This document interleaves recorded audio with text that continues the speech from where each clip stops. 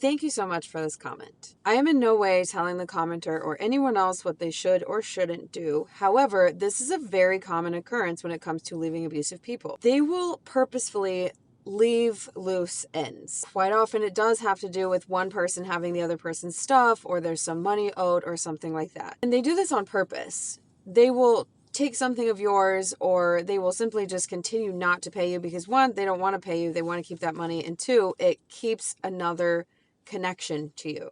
My abuser actually owed me some money. It wasn't like an astronomical amount, but I immediately was like, I'm never going to see that money again. I don't care. I'm not going to hound them for it. I don't want anything to do with it. I will recover with or without the money. And I also left all of my stuff in the house and did not come back to the house that we lived in until I knew that they had moved out, which means I really left it up to them what they were going to take and not take. Had they taken something of mine, I would have simply said, I'm going to cut my loss here, because it's at a certain point, it's just not worth it to continue to have that connection with them. With outstanding money and some stuff going on, they still have the ability to talk to you, to ask you for money, to tell you that they're coming to get their stuff, but then put it off, and they'll keep it going forever and ever and ever. Maybe you're waiting for them to sign divorce papers, but something keeps coming up.